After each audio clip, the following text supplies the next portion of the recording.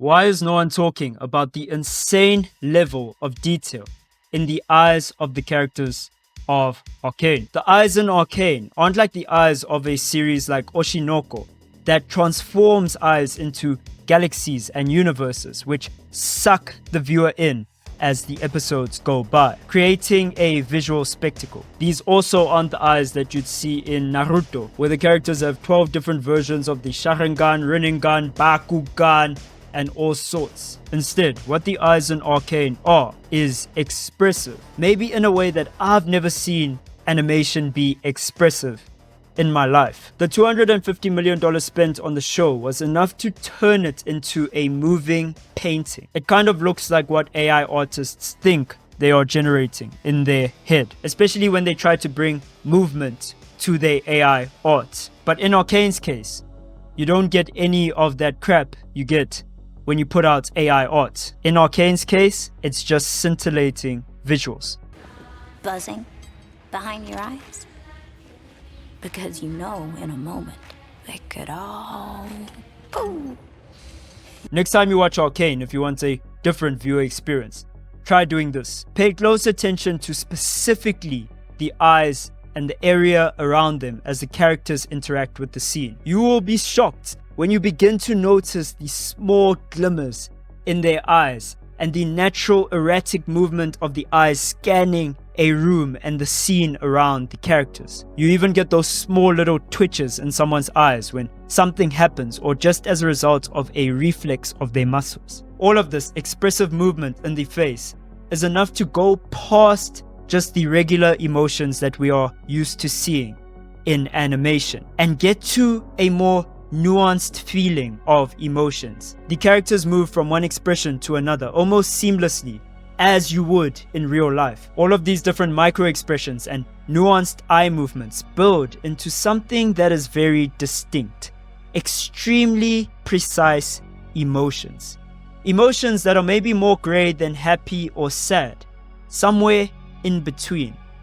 You see the characters put on faces that you might not have the words to describe. And suddenly the characters in Arcane are able to produce an emotional spectrum on their faces that you would have to hire actors to reproduce. And those actors better be good, you know, the types who would use method acting to get a feeling.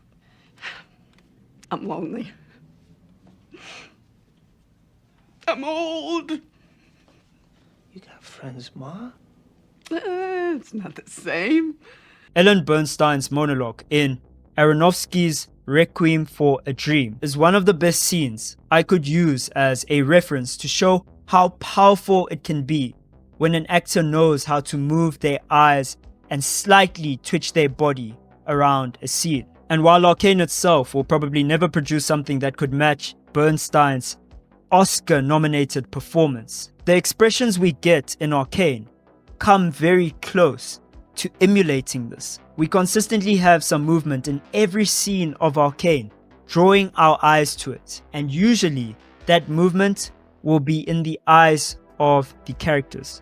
The cast of Arcane moves around their world so naturally, so seamlessly, that it's easy for us to forget that every frame was meticulously animated by someone at some point. The animation and movement of this world feels more real than I'd like to admit. The first sequence of shots that come to mind when I talk about this natural feeling that Arcane gives you is this shot of Cello going down the stairs in his wheelchair. This is just so good for so many different reasons, but the main one is just how natural it feels and how everything flows without breaking our immersion. And if this all wasn't enough, the eyes in Arcane contain context and information which helps the story move forward.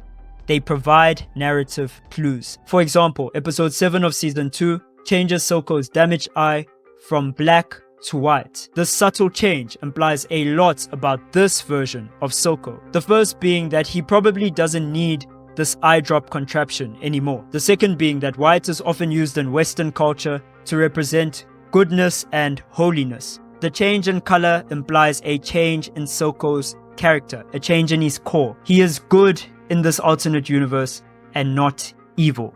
Whereas Victor's eyes hold the power of the arcane behind them. You can see them charge up with an array of colors and go fully prismatic after Victor leaves Jace behind.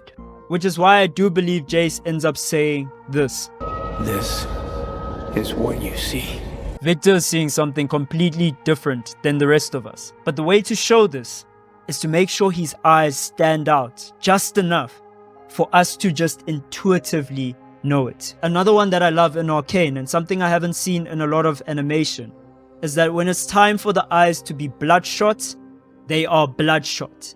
Whether it's due to strain or a character like Caitlyn using the grey on other characters, they get this right and on the money. There's so many aspects that are important in the eyes of the characters of Arcane that it somewhat becomes redundant to mention each individual aspect of storytelling which was told through each character's eyes alone. However, one that I feel I have to mention is that Violet's eyes are powder blue and Powder's eyes happen to be a shade of violet.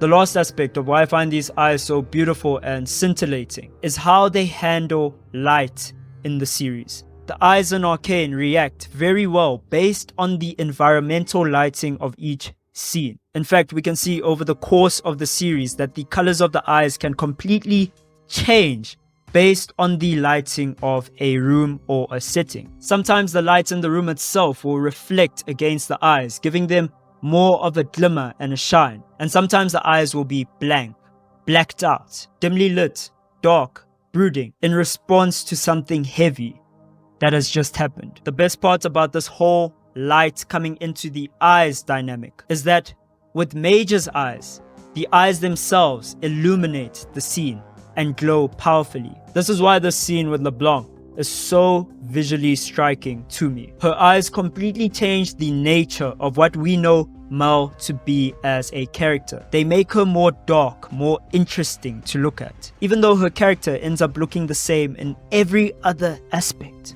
Now, as a whole, this entire show is visually superior to most, if not all, animated series out there. And when I say that, it means I am completely excluding anime from this conversation. Simply animated series.